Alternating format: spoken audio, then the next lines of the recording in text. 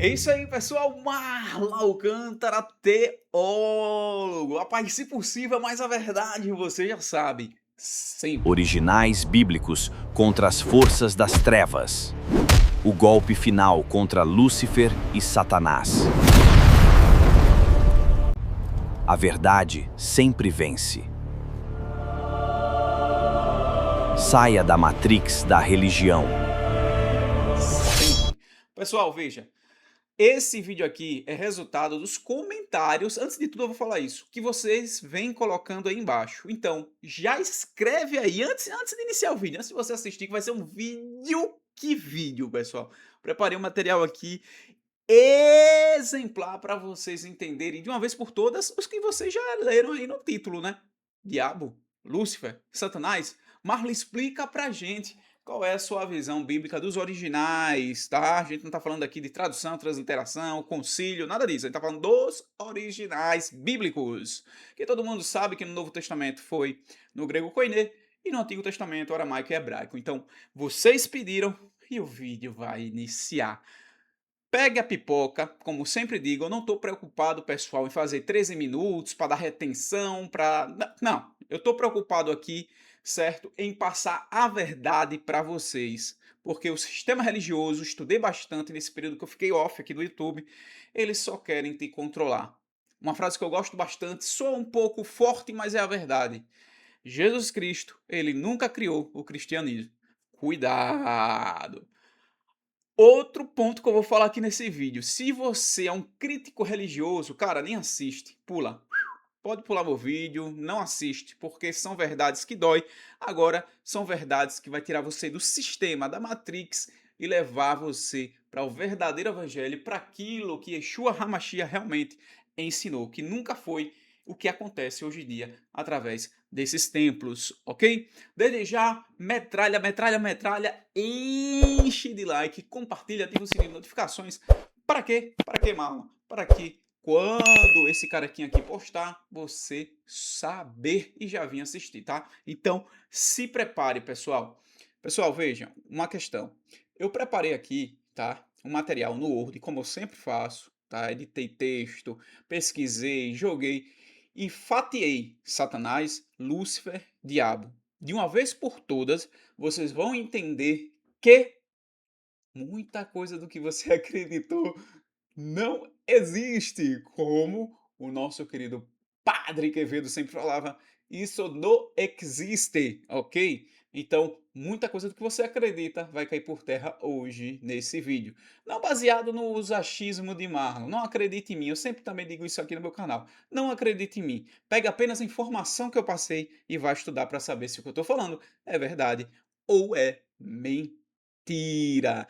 A gente acreditou em chifrezinho, em tridentezinho, em foguinho, né? E muita macacada que tem por aí, como se diz aqui no Nordeste. Só que chegou o momento da cortina cair e de realmente você saber o que realmente os apóstolos naquela época, tá? Eles acreditavam e defendiam e não o que ensinaram pra gente.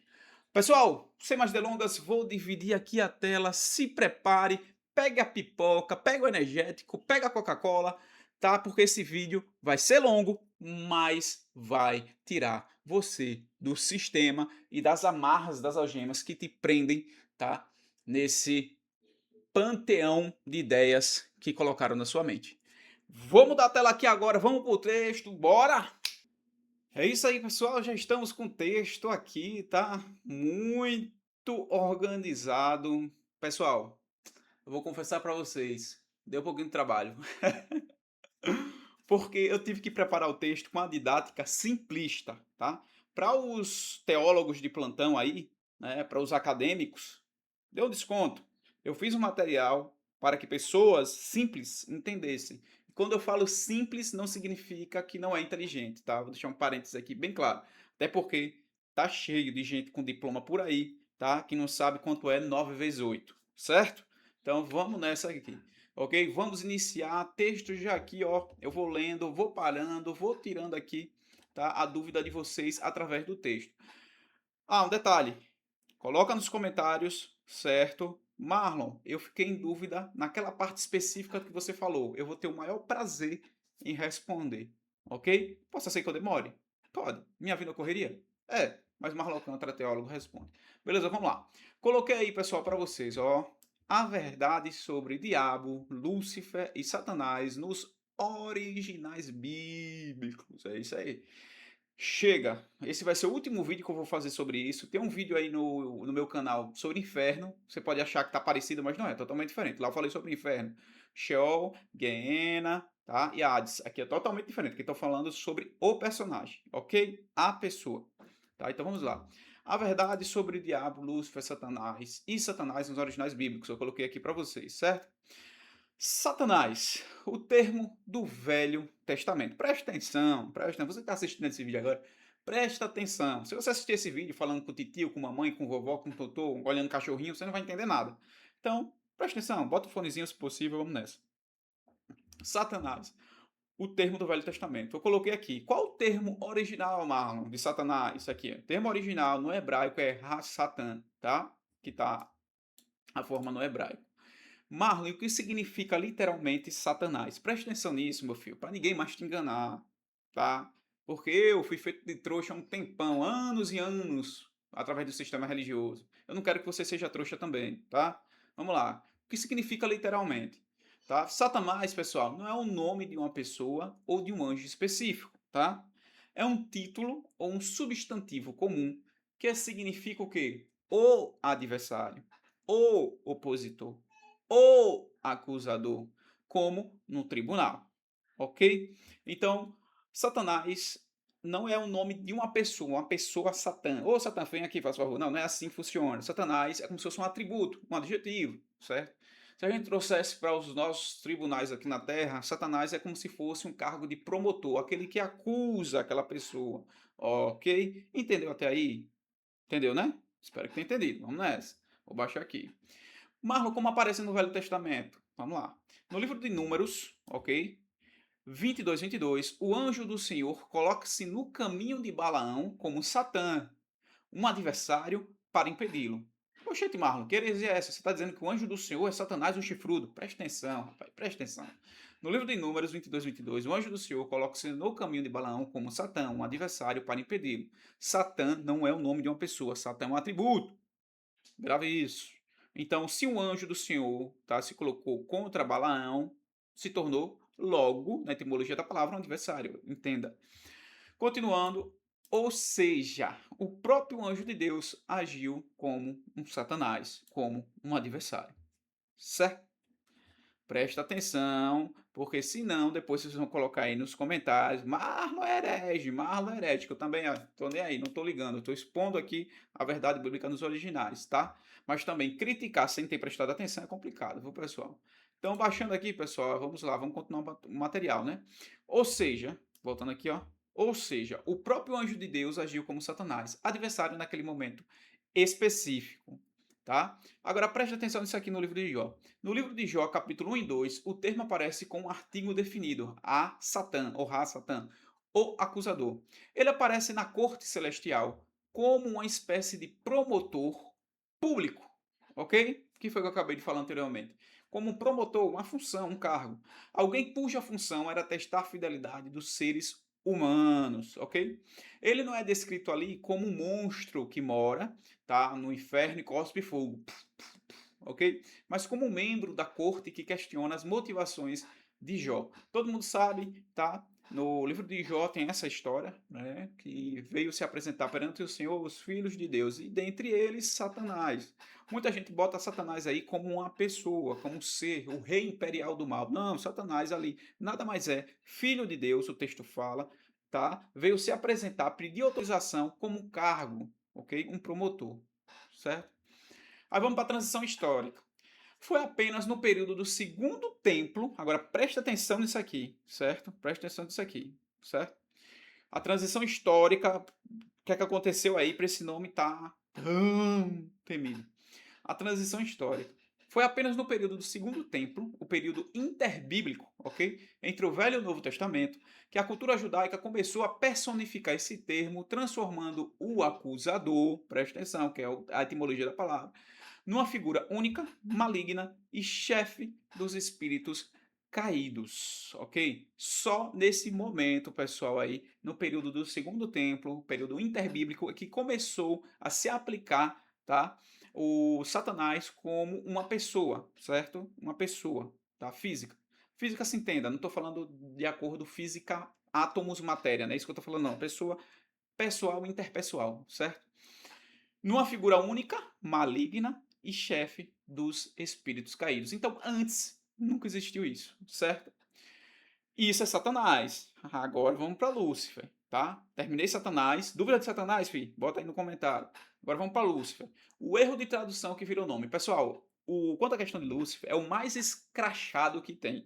Muitos pastores sabem disso aqui, não falam para as pessoas, porque é lógico, porque eles querem ter o controle social, tá? Isso se chama também engenharia social, né? Eu tenho o controle da massa, daquele povo, daquela população, através do medo.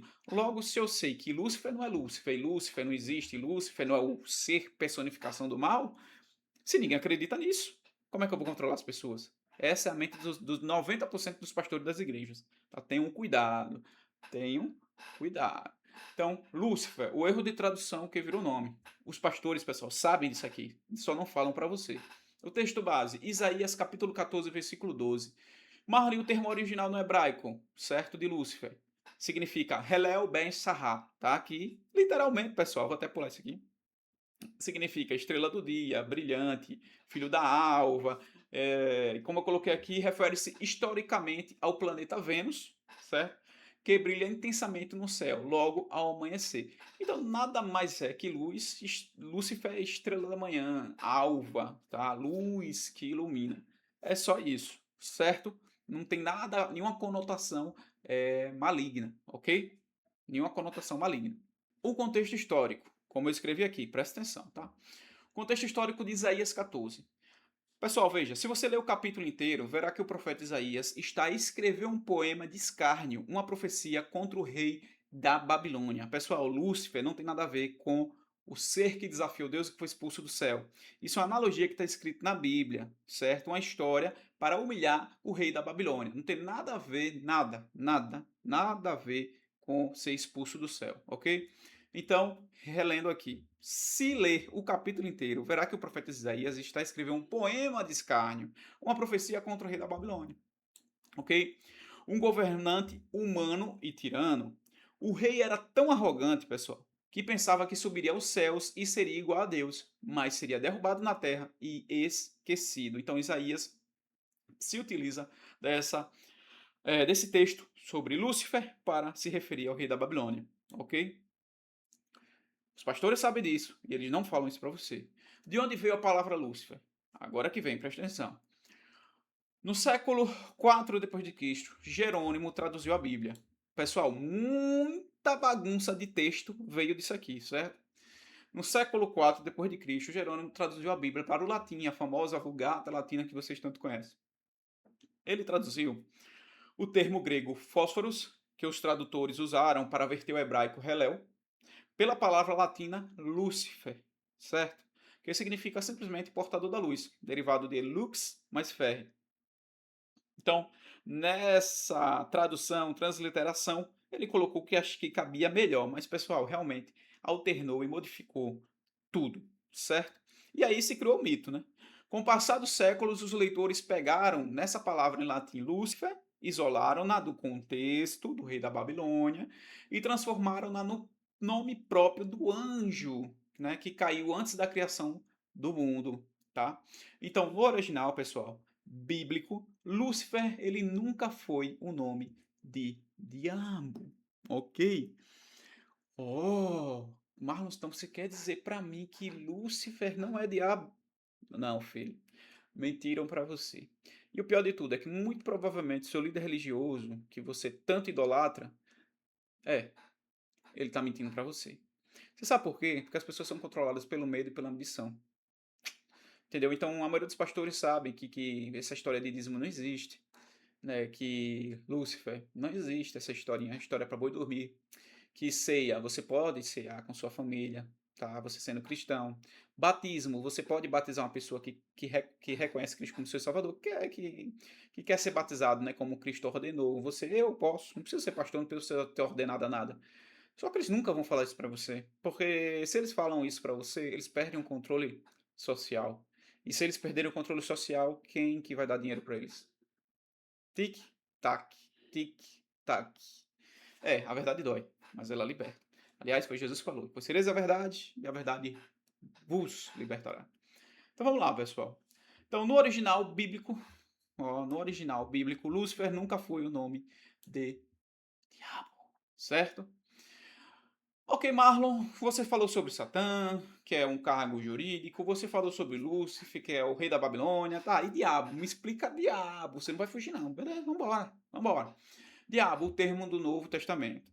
O termo original, pessoal, no grego, diabolos, o que significa literalmente, vem do verbo diabolô, que significa atravessar, tá? Significa isso, separar ou difamar. Portanto, diabolos é o caluniador ou aquele que divide, atira algo no meio para separar, ok? E qual é a conexão, Marlon, do diabo com o Velho Testamento lá? Lembre, quando os sábios judeus traduziram o Velho Testamento para o grego, certo? Séculos antes de Cristo, a versão Septuaginta. Lembrando, pessoal, que como meu amigo colocou aí nos comentários no último vídeo, ele foi perfeito no que ele escreveu. A Septuaginta foi uma coleção de livros de tradução. Muita gente imagina que a Septuaginta só era o Antigo, o Novo Testamento acabou. Não, foram vários livros, pessoal. Tá? Só para deixar bem claro aqui, porque no último vídeo eu me esqueci de falar isso e o cara colocou lá no comentário e pontuou realmente bem, certo? Então, repetindo, a conexão com o Velho Testamento. Quando os sábios judeus traduziram o Velho Testamento para o grego, séculos antes de Cristo, a versão Septuaginta que eu acabei de explicar, eles escolheram a palavra grega diabolos para traduzir o termo hebraico Satã, certo? Então, aquele que divide, aquele que separa, enfim. Marley, no Novo Testamento. Bom, aqui o termo já aparece claramente como a personificação do mal. Jesus e os apóstolos usam o diabo ou Satanás. E isso aqui vai fundir sua mente. Não saia do vídeo agora, senão você não vai entender o contexto geral. Como sinônimos, tá, vou repetir. Aqui o termo já aparece claramente como a personificação do mal. Jesus e os apóstolos usavam o diabo ou Satanás como sinônimos para se referir à força espiritual que tenta a humanidade, se opõe aos planos de Deus e atua como o pai da mentira. Aí, por isso que eu estou dizendo que precisa sair do vídeo agora. Presta atenção no que eu vou te explicar. Poxa, Marlon, peraí. Você explicou sobre Satanás, que é um cargo jurídico. Ok. Você me provou biblicamente. Você me provou também, Marlon, biblicamente, que Lúcifer, na realidade, não é uma pessoa, não é um ser, não é a personificação do mal, não é imperador do mal, não tem nada a ver. Lúcifer fez referências aí ao rei da Babilônia. É isso, Marlon? Sim, sim. E diabo, certo, é justamente o que a gente pegou agora aqui no texto, certo? Que é separador, divisor, acusador, ou eu também poderia colocar como se tudo que se opõe, né, aos planos de Deus. Tá, Marlon, então, por que Jesus falou diabo? Porque Jesus falou de demônios lá naquela época. Ah, meu amigo. Agora aqui só vai ter esse conhecimento quem ficou até esse ponto do vídeo. Viu? Se você ficou, você é inteligente. Meus parabéns. E você vai descobrir algo que eu vou baixar esse texto agora aqui. Ninguém nunca te falou. Vamos nessa. Por que Jesus usou o nome diabo e usou o nome demônios, expulsou demônios? Vamos lá, presta atenção. Olha o título que eu coloquei aqui. Tá, Marlon? Demônios. Deuses pagãos e espírito da natureza? Que loucura é essa? Agora você vai entender. O termo original no grego, certo? Daimon, certo? Ou daimônio. Isso aqui, pessoal, se você assistiu o podcast com o Bruxo Malagueta contra alguns pastores aí, tá? Aquele negocinho ali. Eu não vou dar minha opinião, não. Enfim, se você assistiu o Bruxo Malagueta, você vai ver muito ele proferir. Mas os meus Exus não são demônios, são daimons. São daimons. São daimons. Se orgulha, né, de dizer isso. São daimons, não são coisas ruins. Respeite os meus deuses. Ele não fala assim? Então, presta atenção o que ele está querendo dizer. O que o tal do bruxo Malagueta aí está querendo dizer, tá? O termo original, tá? O que seria demônios, Marlon? Nos originais. Porque aqui não tem transliteração e tradução. Nos originais. O que seria demônio, Marlon? Me explique. Vou explicar. O termo original do grego é daimon ou daimônio. O significado original na Grécia Antiga, Marlon, o que significaria esses daimon? Era demônio, chifrinho? Não, filho, presta atenção. Para os gregos pagãos, um daimon não era um ser essencialmente mau. Significava apenas um espírito, uma divindade menor ou uma força sobrenatural. Então, o daimon, na cabeça do grego, era como se fosse... Bom, para que você tenha o contexto, trazendo para a Igreja Católica Apostólica Romana, é como se fosse seu anjo da guarda. Tem aquela rezinha que você aprendeu com sua... eu sei que sua mãe te ensinou. Santo anjo do Senhor, meu zeloso guardador, se a quem me confiou a piedade divina, sempre me rege, me guarda, me governe, me ilumine. Pronto. É mais ou menos isso. Um daimon na cabeça do grego é como se fosse um anjo, né, guardador seu particular. Tá? Ok? Pegou, guarda essa informação. Então, para os gregos pagãos, um daimon não era um ser essencialmente mau. Significava apenas um espírito, uma divindade menor, uma força sobrenatural intermediária entre os deuses e os homens. Ele estava ali no limbo, né? Para lá e para cá, para lá e para cá, para lá e para cá. Podia ser um espírito bom, um eudaimon, tá? Ou um espírito mau, kakodaimon. Sócrates, eu coloquei aqui, por exemplo, afirmava ter um daimon que o guiava nas suas reflexões filosóficas. Então, logo, pessoal, ninguém em sã consciência ia dizer que algo ou um ser ruim está te ajudando aqui e está trazendo coisas boas e benéficas. Até porque Sócrates usou essa nomenclatura, essa palavra em sua etimologia. Ele falou daimon, ok? Então, que guiava suas reflexões filosóficas. Tá, Marlon? Beleza. Agora me explica como o termo entra na Bíblia. Na tradução do Velho Testamento para o grego Septuaginta, os tradutores usaram a palavra daimon para se referir a entidades espirituais do hebraico que o povo de Israel era proibido de adorar. Vou repetir isso aqui para você não ficar sem entender. Na tradução do Velho Testamento, certo, para o grego, lembre que a tradução do Velho Testamento para o grego não foi só o Velho Testamento, foram vários livros, tá? Beleza, muita gente coloca na cabeça que Septuaginta é o Novo é o Antigo Testamento e o Novo Testamento. Não, pessoal, isso não tem nada a ver com Francisco, não confunda as coisas.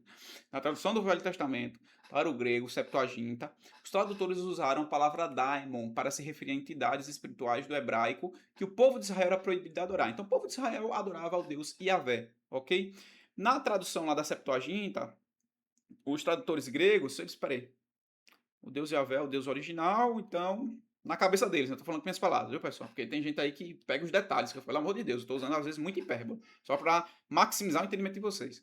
Então, na cabeça dos gregos, eles dizem, pô, se Deus Yahvé é o Deus correto, então dos deuses dos outros povos que o povo de Israel não pode adorar, pessoal, vamos botar aqui daimon na Septuaginta, porque a gente não sabe o que é. Pronto, é mais ou menos isso. No português bem dizido, né? No Nordeste fala assim, português bem dizido que ninguém me corrige. Mais ou menos isso, para que vocês possam entender. Então eles colocaram o nome daimon, se referindo aos deuses pagãos, ok? Beleza, guarda isso aí. Usaram a palavra daimon para se referir a entidades espirituais do hebraico, que o povo de Israel era proibido de adorar. No hebraico, eles eram frequentemente chamados de Shedim, no hebraico, ok? Não era daimon, era Shedim. Nas culturas vizinhas, como a Mesopotâmia, os Shedim eram deuses protetores ou espíritos da natureza. Vá pegando aí, vai guardando essa informação. Nas culturas vizinhas, como a Mesopotâmia, os Shedim eram deuses protetores ou espíritos da natureza, ok? Como os grandes touros alados da Babilônia. Para a mentalidade bíblica, como Yahvé é o único Deus verdadeiro, adorar esses deuses locais era idolatria, ok? Que é o nome do tal Shedim, que os gregos colocaram como daimons, certo? Mas ainda que entra demônio nisso aí, tá chegando, tá? O Salmo 106.37 diz que os israelitas rebeldes sacrificaram seus filhos aos Shedim, demônios, tá? Que são deuses que não eram o Deus Yahvé. Marlon, no Novo Testamento, explica isso aí, meu filho. No contexto do Novo Testamento, sob forte influência do que, Marlon? Do judaísmo do primeiro século, a palavra daimonium, certo? Ela perdeu qualquer neutralidade, certo? E passou a significar estritamente espírito imundo ou espírito maligno. É daí, pessoal, que se origina o termo demônio. Tá ok? Pegou o código? Eu sei que muita gente aqui não entendeu, você volta um pouquinho o vídeo, você vai entender. Certo? Então, no contexto do Novo Testamento, sob forte influência do judaísmo do primeiro século, a palavra daimônio, certo? Que significava Shedim, que significava deuses de outras culturas, só isso que significava, essencialmente, tá? Não era, tá? Daquela forma que eu te falei, perdeu qualquer neutralidade e passou a significar estritamente espírito imundo ou espírito maligno.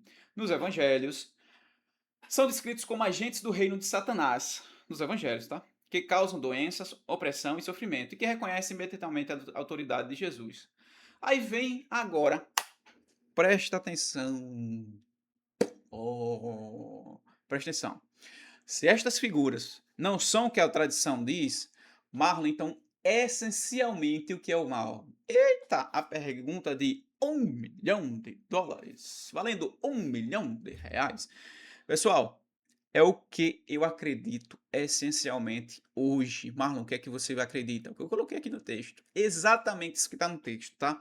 Porque hoje em dia, pessoal, tem muitos cristãos, só aqui pra gente, baixinho. Tem muita gente hoje em dia, os cristãos, olha aqui perto do microfone, para vocês ouvirem. Hoje em dia, presta atenção, tem muitos cristãos que pecam, erram e erram mais uma vez. E sabe o que esses cristãos falam? Dou-lhe uma, dou-lhe duas.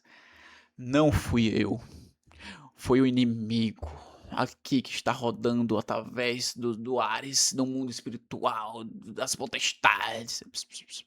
Ei, deixa eu falar uma coisa pra vocês. Ninguém tá ouvindo não, tá?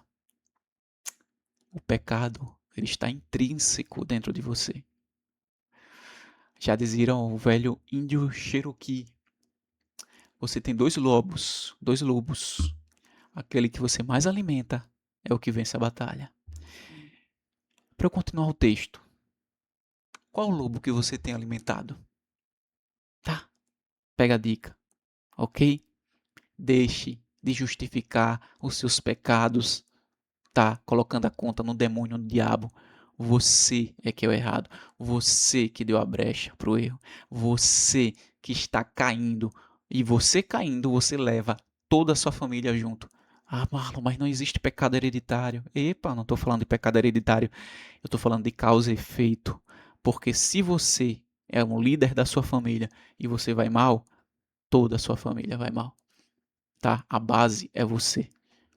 Se acorda, rapaz. Para de botar a culpa nos outros. Tenha responsabilidade. Vire homem, tá? Reconcilie-se com Jesus Cristo e com Deus. Acorda, porque o mundo, meu amigo, o mundo vai de mal a pior, tá? Então, vamos nos despertar. Voltando pro texto. Trazendo o microfone para onde ele estava. Pessoal, se estas figuras, a pergunta de 1 milhão, não são o que a tradição diz, o que é o mal, que é o que eu acredito.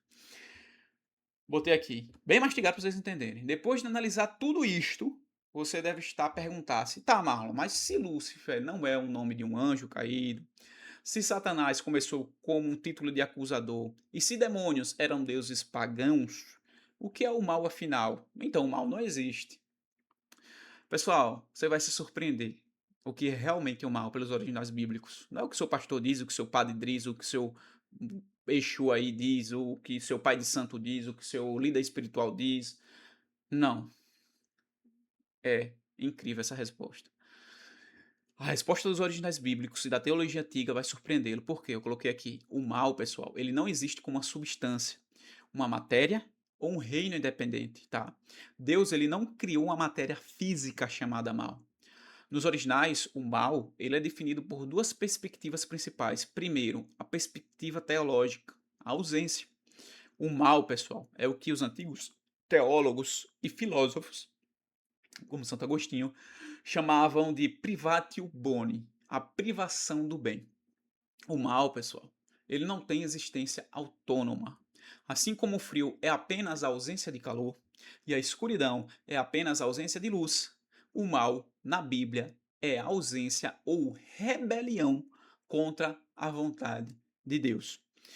Quando o ser livre escolhe afastar-se da fonte do bem, o resultado dessa escolha é o que nós chamamos de mal. Você entendeu agora de onde é que vem toda a desgraça do mundo? Tá nisso aqui. Tá nesse texto que eu preparei aqui para vocês, tá? Num canal de apenas 3.000 inscritos. Que muita gente aqui nesse algoritmo do YouTube não entrega isso para você. Claro que vai entregar, o sistema vai entregar. O sistema vai entregar algo que liberta. O sistema vai entregar algo que tira da Matrix. O sistema vai entregar algo que vai contra, tá? As instituições religiosas, certo? Que controlam as massas, as pessoas como se fossem marionetes? É lógico que não. Por isso que eu conto com a força de vocês para compartilhar esse vídeo, para despertar as pessoas que são escravas de sistemas religiosos. Eu, Marlon Alcântara, hoje em dia, não acredito em nenhuma religião, certo? Se alguém pergunta para mim, você é que religião? Eu disse, eu sigo ao Deus Iavé, que é o Deus de Israel, e ao seu filho chamado Yeshua HaMashiach, tá? É isso que eu creio. Nem me chame de cristão. Certo? Perdão, nem me chame de evangélico, não me chame de católico, não me chame de nada. Eu sou apenas um servo do Deus Altíssimo e ponto final. Religião, ela foi desenvolvida apenas para controle e o principal, teve um ser que foi contra as religiões. E sabe o que fizeram com ele?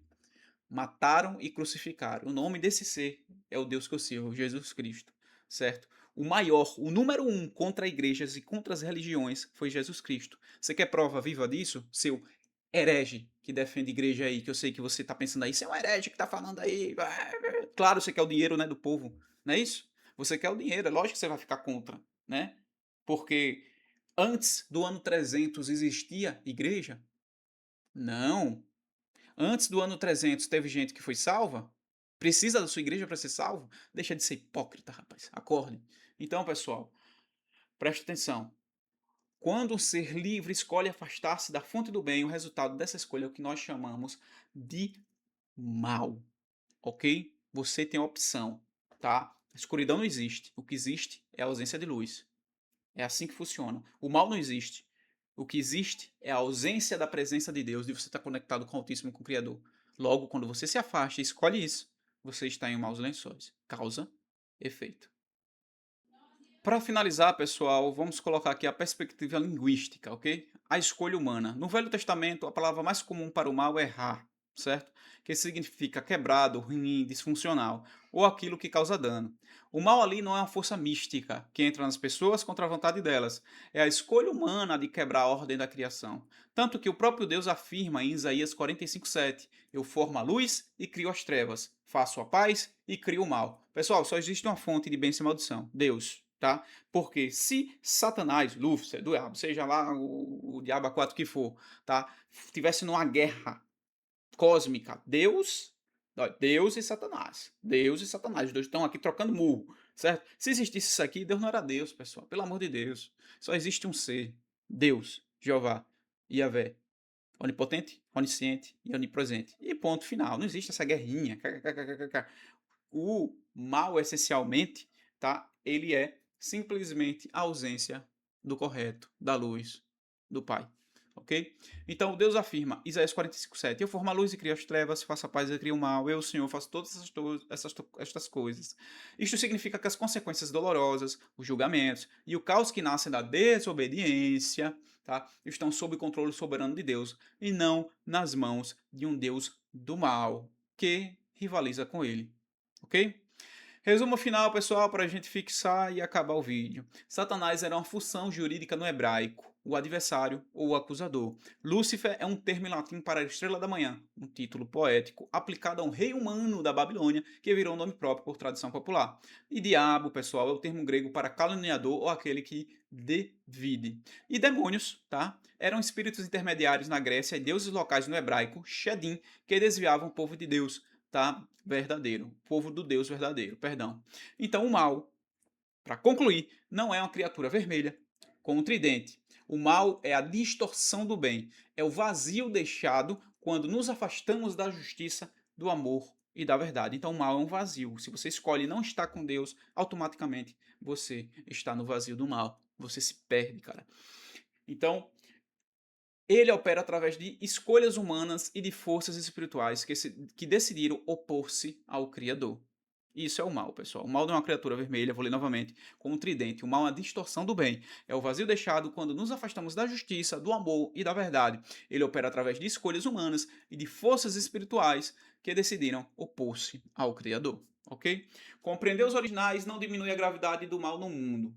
mas retira o peso das superstições medievais e coloca a responsabilidade exatamente onde a Bíblia coloca, no coração e nas escolhas dos seres livres. Então, queridão, quando você errar, quando você pecar, esquece de colocar na conta do chifrudo. A culpa é sua. Tenha vergonha na cara e assuma seus erros, ok? Pessoal, esse foi mais um vídeo. Vou trocar aqui a tela para finalizar com a tela cheia. Vamos nessa. Bora! É isso aí, pessoal. Esse foi mais um vídeo. Marlon Alcântara, teólogo. Pessoal, peço desculpas porque durante a gravação as minhas 3 luminárias resolveram descarregar. Eu achei que estava carregado e acabou dando uns probleminhas técnicos, mas coloquei uma de emergência agora. Vocês estão vendo que tá uma luz diferente. Mas é isso, acontece, né? Mas com certeza o que eu queria passar para vocês foi passado sobre diabo, Lúcifer, Satanás e os demônios. Não tem mais desculpa para vocês serem controlados pelo medo. Mais um vídeo de Marlon Alcântara, teólogo. Pessoal, já coloca nos comentários aí, você sabia disso? Se você sabia, coloca, sabia. Se não sabia, bota não. E já coloca o próximo vídeo que vocês querem que eu faça. Marlon Alcântara, teólogo, como sempre digo, a paz se possível, mas a verdade sempre. Bora!